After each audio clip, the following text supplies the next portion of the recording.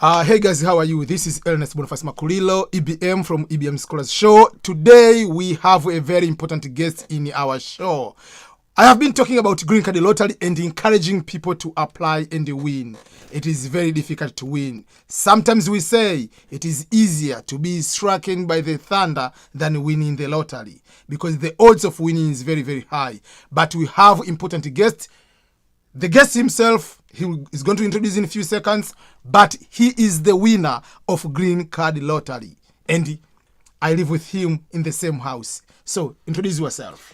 My name is Christopher Masami. I am Green Card holder, and I win the Green Card since last year, and I have been in the US for a year now. And this is my Green Card, so I want to show you guys and prove that these things are real and possible. If you try it, you can win it. Yes, yeah. So, this is the winner. He applied for the first time in the year 2016. He didn't win, and he didn't quit. He applied the next year, 2017, for the DV lottery of 2019. So he won. He processed for the 2018. So he came here in October. Was it September? September, end of September. Before September 21. I remember it was the last week of September. And he lives with me here in the same house. So I said, this is the best way. Let's talk about Green Card Lottery with the person himself who went through the same process. For me, I'm the behind the scene. We work together on how to apply and all other things. And then he's the one who went to the interview, did all the processes. But I'm going to interview him and ask a few questions so that you can be able to hear from the person who won. So, as I said, you applied the first time, then you applied the second time. Yes. And I remember I was the one who called you and tell you that you were the one, you have won the Green Card Lottery. What was your feeling when I called you?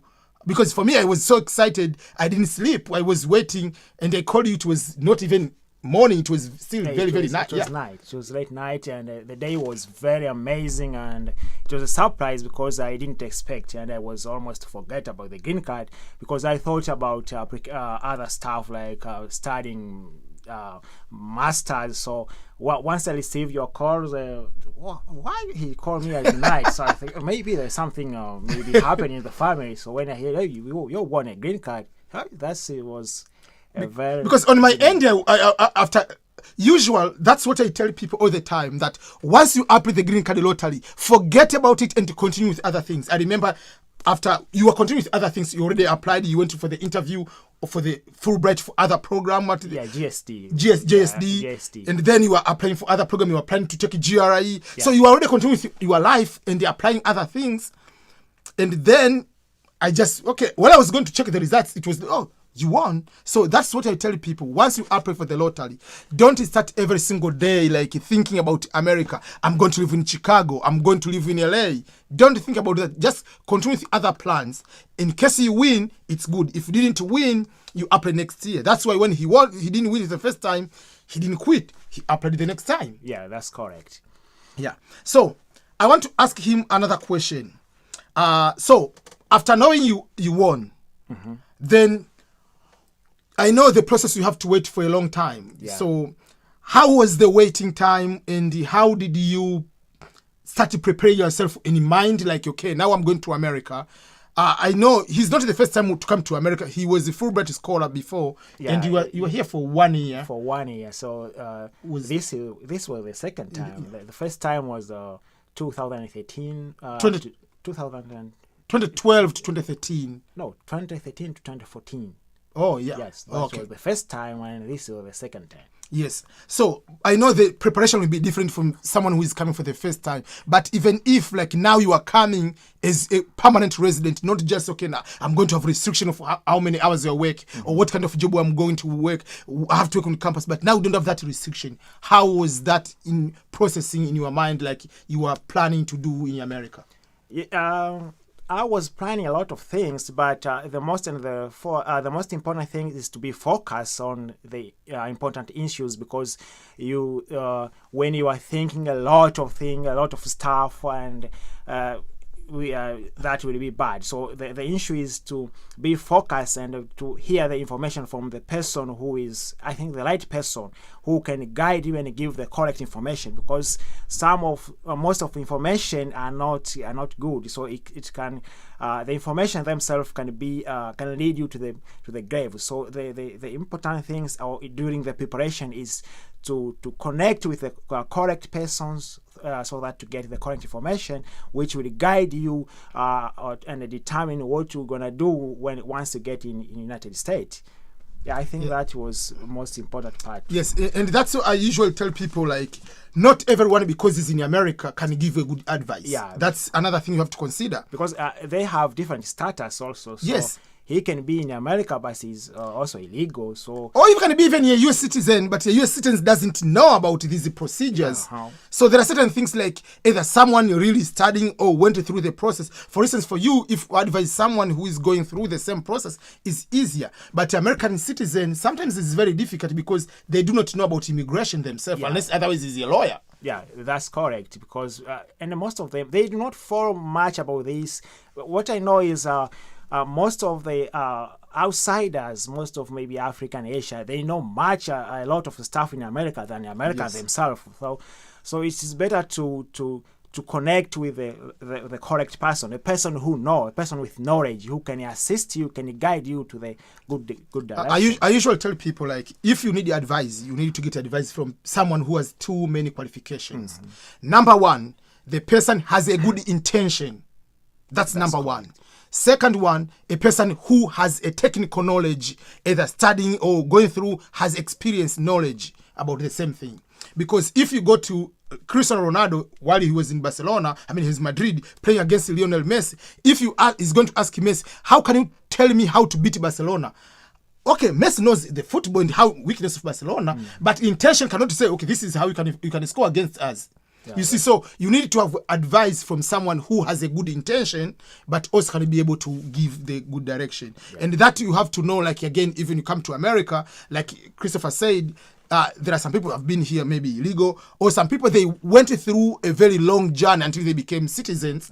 So they want you to toil, to suffer too. So we have those people too here in America. So not because someone is in America, is going to give you advice, you just follow it. Just get it from different areas, from different people, and sit down and start to deduce and to make a plan. Okay, so let me go to another question. Then everyone wants to know about the interview. When you went to the interview, how long the interview itself, since you were in front of the consular officer, how long did it take? How many minutes? It took like 5 minutes, because it was not a long interview. They just because the interview itself is guaranteed, so there is no way they can say no. And it's like 5 minutes. They just asking me about they just ask about maybe the address. Where are you going to? Is like maybe Missouri. Is this correct address? Are you sure this? Yes, I'm sure this. Okay.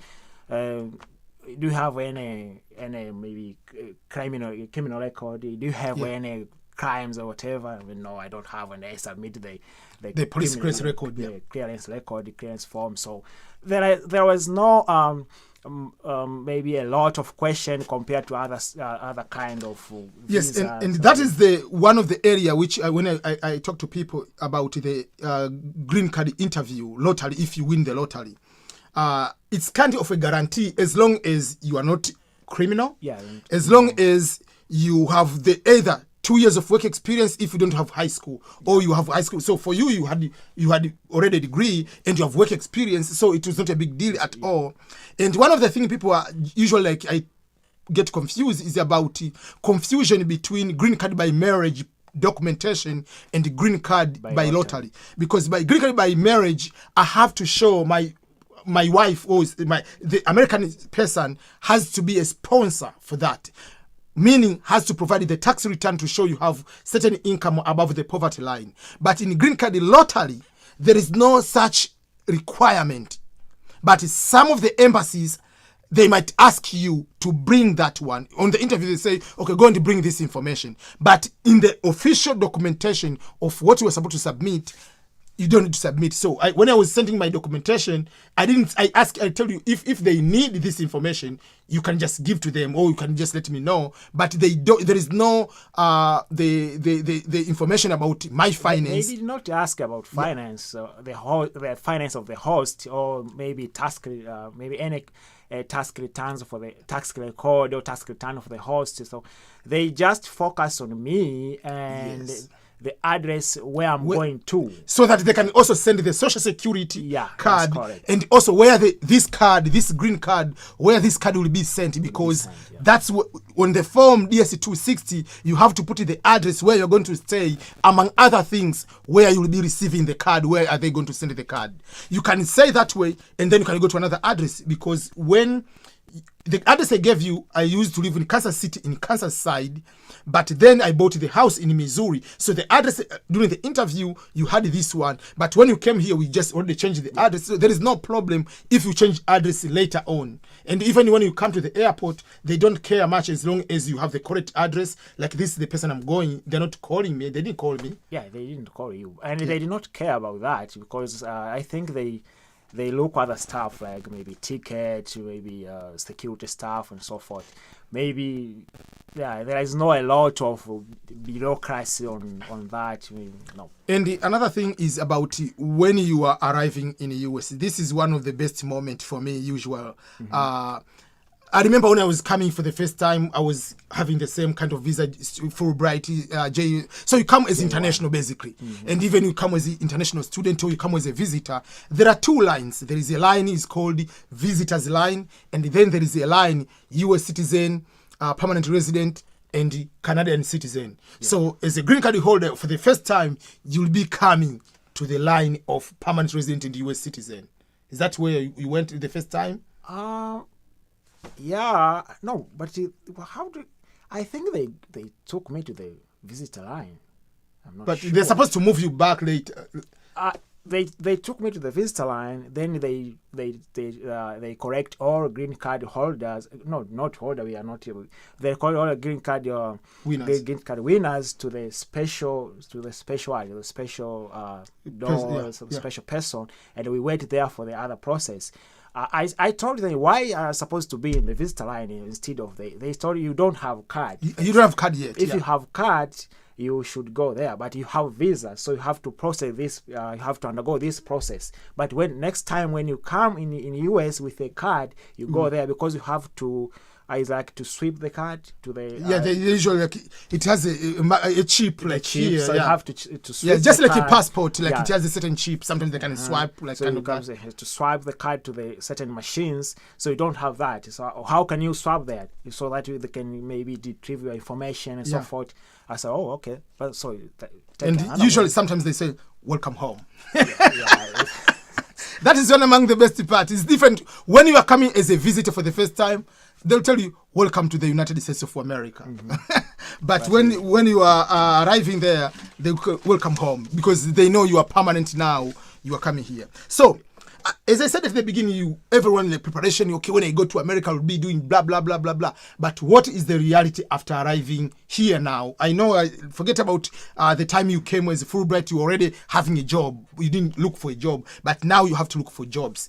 In Tanzania, you have a degree in education, you have a degree in law. Yeah. So was it easy now you become here, you become a lawyer, you become a teacher, school? How was it in looking for jobs?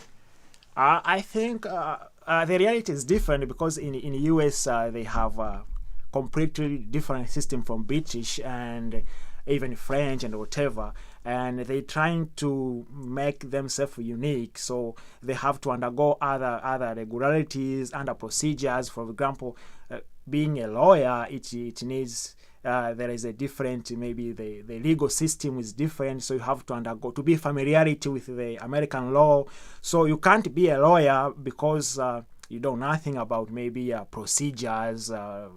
So they have faced to undergo a certain procedure, certain training, certain certification, and even other stuff. Maybe having being an accountant or being a teacher, you have to undergo a certification. So you have to take, you have to go to these procedures faced. It is not overnighting process. you can be anybody in the state, but it doesn't take overnight process. It take times. That is what I experienced, which is different from the first time. Yes, yeah, that is a very good one. That's why even myself, I came here as a Fulbright like you. So the first time it was easier. You have a job direct from day one. And then I became a student. Then after finishing, you face the reality. You are looking for jobs. So even if you... So first of all, our education is completely different, but you don't have enough work experience in the US. Yeah. So you find someone in the US has been working since he's 15 or 16. So even if it's finished competition, the competition become a little bit difficult because you study law, but they have someone who study law also, so he has also experience in working in US, and you don't have experience, so you have to first to find the experience of working. And even sometimes, like for instance, let's talk about law. For instance, like sometimes you study law, okay, you study about human rights, but remember, we are African and we have our own African human rights. And you find out even like a husband to beat a wife, you go to the police and the police is asking you, why don't you respect your wife, your husband? Like, really? But here there are certain things that are so important, but in Africa it's not a big deal at all. So if you want to practice law, how are you going to practice it? Unless otherwise, there are certain things like you have to take a little bit of time, take a little bit certifications, catch all those things. Yeah. Even the system of tax is different. So even maybe accounting or whatever, African tax or Tanzanian tax is completely different from US tax.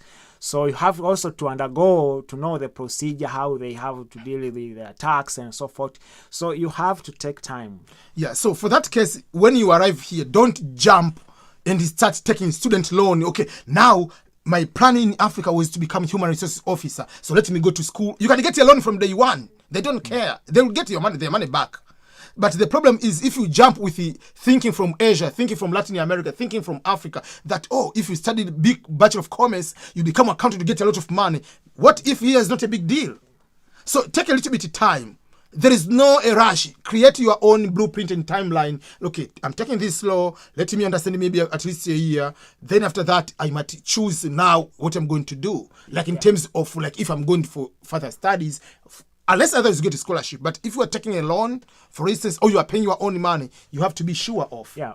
Time also will assist someone to know maybe this career is well paid in the US or not. Because you can take certain career, but it's not well paid than you think, or well paid compared to your country. So at least a little bit time, it will be good for you to make a good selection and to know much about it. Yeah, and one thing, there is a friend of ours, the guy I told you who is in South Korea now, Ruhumbiza, is a friend of ours. So he won the green card lottery. He's coming. He's Tanzanian, but he's studying PhD in South Korea. He'll be staying with us here. So someone like the guy who is coming to US is coming here, will be in 7 days to come. The first week of November, he will be here. November 1st to be exactly, but... someone like him or someone who has won, what advice do you give someone who is now getting ready, packing the bags, waiting, counting down the days to come to America? Like the first thing, like if you are coming here, what things to do, what things to avoid in order to succeed in America? Like just few things, like tips, like what do you think will be easier way to take your time to succeed, or things, if you do these things, you might end up in so much trouble? I think there is a little difference between American in movies and American in reality. So the most important is to focus on the important goals and the important things and the legal things. That is most important things in the US. So in order to succeed, first you have to be committed and hardworking. There is no way you can succeed in America without to be committed. You have to be without commitment and hardworking. That is important issues. So maybe after having a card, a green card, and you have to maybe focus on transportation, how to handle transportation and other stuff like that will be helpful to move here and here to work and so forth. Yeah, so thank you for sharing also that one. And there are so many, like as you said, overall is about law. And there is no about, I didn't know. Because ignorance of the law is not the defense. Yeah, it's not excuse. So for that case, don't like come here, I didn't know. you know, in Africa, you can just go and pee across the road, whatever. Yeah, If you are caught here, you are going to be put as a sex offender on the list. If you do, like, you go to beat a woman, you'll be in so much trouble. It's not about, oh, we used to do this in Africa. Yeah, we are not in Africa. Even if your wife is still African, you are in America, you follow American law. Yeah. You can also, oh, in Africa, you go to the bar after work, and then I just drink, and then I go to drive a car. You cannot do drive under influence. So those are the things overall, like you were saying, follow the regulations. Yeah, that's Don't question like, oh, this is racist against black. Don't do stupid thing. Simple like that. Yeah, correct. Yeah. So, if I can ask you maybe a final question. So, for now, you have been here over a year. Yes. Do you have any regret for you to come to America as a green card holder? Or is it still an opportunity for you either to succeed in America here, or you can plan later, let me get something, invest also in my home country? Do you regret to come to America? Or are you in the right line? There is no regret. I think I'm in the right line because this is the one or the only source of collecting or getting a capital. So I can't regret while I can get a capital. So this is the right line. So how can I regret? Yeah, I usually tell people, like, it depends on your plan, but overall, this is an opportunity. It's just how you can use to maximize it in the end. There are some people, they come here, like for me, I go direct until become a citizen, but green card is not a citizenship. So you can continue to be a Tanzanian, you can continue to be Kenyan, wherever you want. Yeah, you can have a free movement. Yes. So you can living in two countries without you can come in America anytime without a visa. You just get into the plane. I'm going home. So that is nice. Yeah, so thank you so much, Christopher, for sharing about green card. As a winner of green card, and last year, for instance, like you didn't apply last year. The year before, there were almost like 18 million people who applied. Okay. Last year, it was 23 million people. So the odds of winning is higher. It is easier for an African national team like Tanzania or Kenya to win World Cup than someone to win a lottery, because 23 million people applied and they are taking 50,000. So even the odds of being stricken by the thunder is higher than the odds of winning the lottery. So you are the most luckiest person I know for winning the green card lottery. So congratulations, and I can say on behalf of the American people, welcome home. Thank you. And if you have any question, please put on the comments below. We'll be happy to answer any question you have. And when the other friend of ours is coming here, we'll have interview with him in 2 weeks to come, and he will share his experience, a brand new person in America for the first time as a green card holder. So all the best, everyone. Thank you so much.